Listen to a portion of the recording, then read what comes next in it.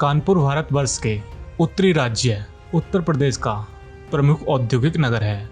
यह नगर गंगा नदी के दक्षिण तट पर बसा हुआ है। प्रदेश की राजधानी लखनऊ से 80 किलोमीटर दूर पश्चिम में स्थित है।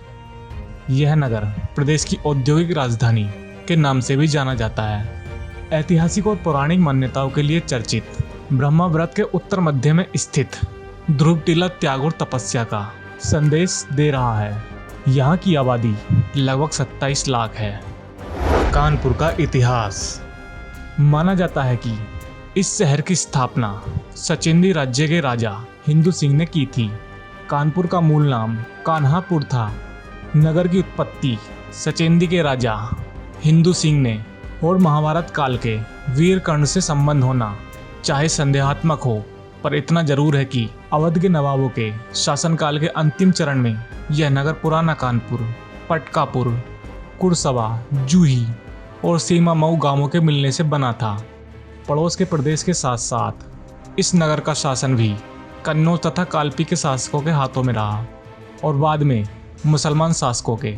1773 से 1801 तक अवध के नवाब अलमास अली ने यहाँ शासन किया था।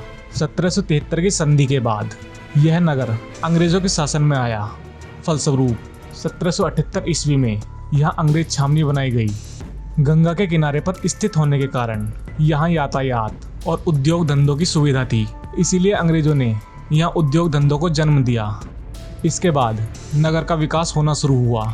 सबसे पहले ईस्ट इंडिया कंपनी ने यहाँ नील का व्यवसाय शुरू किया। 1832 में ग्रैंड ट्रंक सड़क के बन जाने पर यह नगर इलाहाबाद से जुड़ गया। 1864 ईस्वी में लखनऊ, कालपी आदि मुख्य स्थानों से सड़कों द्वारा जोड़ दिया गया। इसके बाद ऊपरी गंगा नहर का निर्माण भी शुरू हो गया। यातायात के इस विकास से नगर का व्यापार पुनः तेजी से बढ़ा। विद्रोह के पहले नगर 3 ओर से छावनी से घिरा हुआ था। नगर में जनसंख्या के विकास के लिए केवल दक्षिण का हिस्सा ही था, इसीलिए नगर का पुराना भाग अपनी संकरी गलियों, घनी आबादी और अव्यवस्थित रूप के कारण एक समस्या बना हुआ है। 1857 के विद्रोह के बाद छावनी की सीमा नहर और जाजमऊ के बीच में सीमित कर दी गई। फलस्वरूप छावनी की सारी उत्तरी पश्चिमी भूमि नागरिकों तथा शासकीय कार्यों के लिए छोड़ दी गई। 1857 के स्वतंत्रता संग्राम में मेरठ के साथ साथ कानपुर का भी सहयोग बहुत महत्वपूर्ण रहा। नाना साहब की अध्यक्षता में भारतीय वीरों ने अनेक अंग्रेजों को मौत के घाट उतार दिया। इन्होंने नगर में अंग्रेजों का सामना जमकर किया, लेकिन संगठन की कमी और अच्छे नेताओं के अभाव में ये पूर्णतया दबा दिए गए।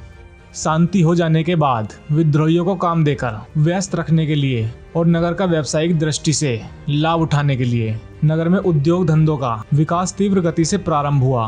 1859 ईस्वी में नगर में रेलवे लाइन स्थापित की गई। इसके बाद छावनी की आवश्यकताओं को पूरा करने के लिए सरकारी चमड़े का कारखाना खोला गया। 1861 ईस्वी में सूती वस्त्र बनाने की पहली मिल खुली। बाद में रेलवे संबंध के प्रसार के साथ साथ नए कई कारखाने खुले। द्वितीय विश्व युद्ध के बाद नगर का विकास बहुत तेजी से हुआ। यह मुख्य रूप से बड़े उद्योग धंधों में सूती वस्त्र उद्योग था। चमड़े के कारोबार का यह उत्तर प्रदेश का सबसे बड़ा केंद्र है। ऊनी वस्त्र उद्योग, जूट की मिलों ने नगर की प्रसिद्धि को और बढ़ाया। इन बड़े उद्योगों के अतिरिक्त कानपुर में छोटे छोटे बहुत से कारखाने हैं। प्लास्टिक का उद्योग, इंजीनियरिंग तथा इस्पात के कारखाने, बिस्कुट आदि बनाने के कारखाने पूरे शहर में फैले हुए हैं। सूती और ऊनी वस्त्रों की मिलों के सिवाय यहाँ आधुनिक युग के लगभग सभी प्रकार के छोटे बड़े कारखाने हैं। कानपुर छावनी।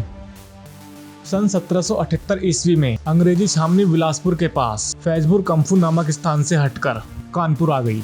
छावनी के इस परिवर्तन का मुख्य कारण कानपुर की व्यावसायिक उन्नति थी।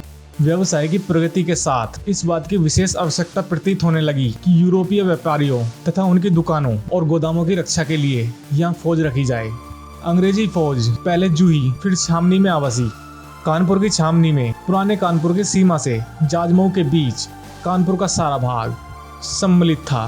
कानपुर के 1840 ईस्वी के मानचित्र से पता चलता है कि उत्तर की ओर पुराने कानपुर के पूर्वी सीमा से जाजमऊ तक गंगा के किनारे किनारे छावनी की सीमा चलाई गई थी।